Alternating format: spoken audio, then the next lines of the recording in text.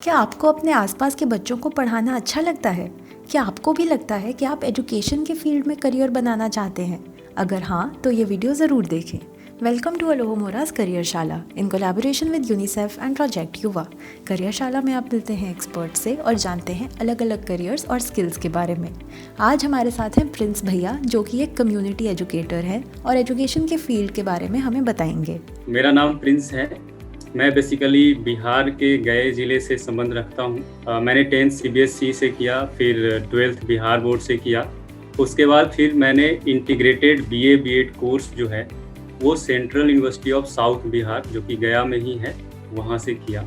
2018 में मैंने ये इंटीग्रेटेड कोर्स को पूरा करने के बाद मैंने टीच फॉर इंडिया फेलोशिप के लिए अप्लाई किया और फॉर्चुनेटली मेरा सिलेक्शन हो गया और उसमें मेरे खुद के पर्सनालिटी में काफ़ी ग्रोथ हुआ, कई नई चीज़ों के बारे में जानने को मौका मिला। आइए जानते हैं इस फील्ड में एंटर करने के लिए कैसी नॉलेज और स्किल्स चाहिए। सबसे पहले तो आप जिस भी सब्जेक्ट के टीचर बनना चाहते हैं या जिस भी सब्जेक्ट को पढ़ाना चाहते हैं, तो उस सब्जेक्ट का एक्सपर्टीज़ आपके पास होनी चाहिए, कंटेंट नॉलेज होना चाहिए, उस सब्जेक्ट की पेडागोजी पे पकड़ होनी चाहिए कि अगर हमको साइंस पढ़ाना है तो उस साइंस पढ़ाने का क्या क्या जो है वो टेक्निक हो सकता है, क्या क्या जो है, कैसे हम उस साइंस को, फिजिक्स के किसी टॉपिक को कैसे हम प्रेजेंट करेंगे, है ना। तो इसको हम कहते हैं पेडागोजी ऑफ दैट सब्जेक्ट। कोई ज़रूरी नहीं है कि बहुत ही अच्छा ब्रिलियंट स्टूडेंट एक अच्छा टीचर हो सकता है। आपके पास इमोशनल इंटेलिजेंस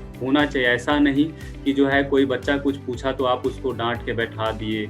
आप अगर घर में आपके साथ कुछ हुआ है या फिर आपके पर्सनल लाइफ में अगर कुछ हुआ है तो उसका रिपरकशन आपके क्लासरूम में नहीं होना चाहिए।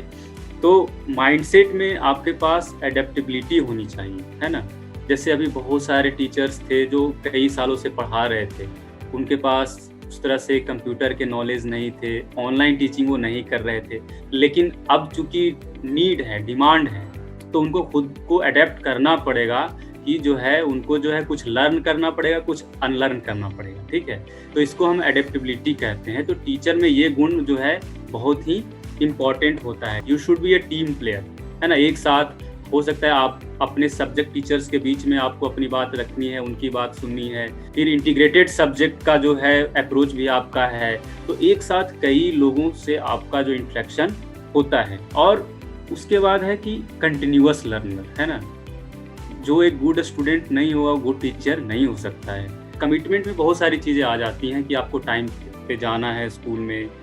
ये नहीं कि मॉर्निंग असेंबली है 9 बजे से तो हम 9:30 में पहुंच रहे, ऐसा नहीं। तो आपको हर चीज़ के लिए कमिटेड होना पड़ेगा। अगर आपने स्टूडेंट को टास्क दिया है तो उसको चेक करने की भी कमिटमेंट होनी चाहिए। एजुकेशन का फील्ड एक्सप्लोर करने में फेलोशिप मेरी मदद कैसे करेगी? पहले मैं एक्सप्लोर कर लेता हूँ फेलोशिप के दौरान, क्योंकि फेलोशिप में आपको बहुत ही डिफरेंट रिस्पॉन्सिबिलिटी दी जाती है।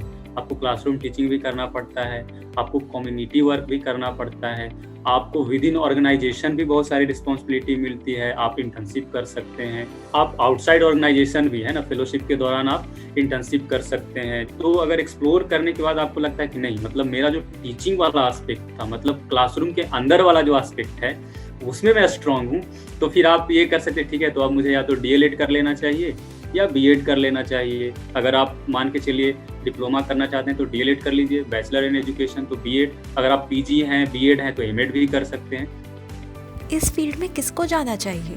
खास करके जब आप 11th-12th में होते हैं, किसी को पढ़ाने में बहुत मज़ा आ रहा है ना। आप अगर छोटे अपने भाई बहन को पढ़ा रहे हैं या कई लोग ट्यूशन देते होंगे, तो अगर आपको ये लगता है कि पढ़ाने के दौरान आप खुद मोटिवेटेड फील कर रहे हैं और जिसको आप पढ़ा रहे हैं वो आपसे इंस्पायर्ड हो रहा है।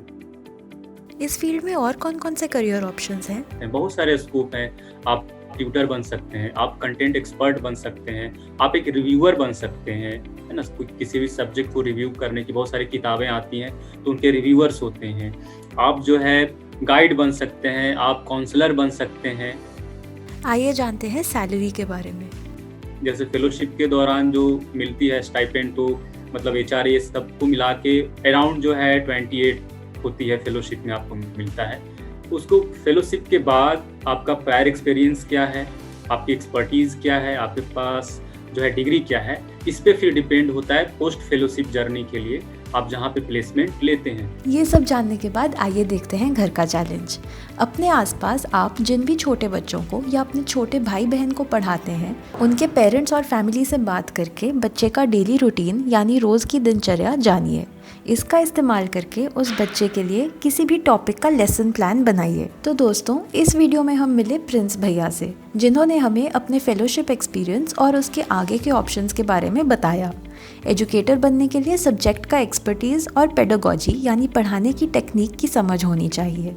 साथ ही इमोशनल इंटेलिजेंस, अडेप्टेबिलिटी यानी बदलते हालात के साथ नया सीखना और कॉन्फिडेंस और टीम वर्क भी बहुत ज़रूरी है। एजुकेशन के फील्ड को एक फेलोशिप के थ्रू एक्सप्लोर किया जा सकता है। फेलोशिप में बहुत से अलग अलग तरह के एक्सपीरियंसेस और एक्सपोजर मिलते हैं, जिसके बाद आप डिसाइड कर सकते हैं कि आपको अपना करियर इनमें से कहाँ बनाना है। बहुत से करियर ऑप्शंस जैसे tutor, content expert, book reviewer, guide और काउंसलर अवेलेबल हैं। टीचर बनने के लिए डीएलएड डिप्लोमा, बीएड डिग्री या एमएड डिग्री कर सकते हैं। फेलोशिप के दौरान 28,000 की स्टाइपेंड होती है। इसके बाद एक्सपीरियंस, एक्सपर्टीज़ और डिग्री से आपकी सैलरी डिसाइड होती है। लेसन प्लान बनाने का घर का चैलेंज ज़रूर कीजिएगा। All the best.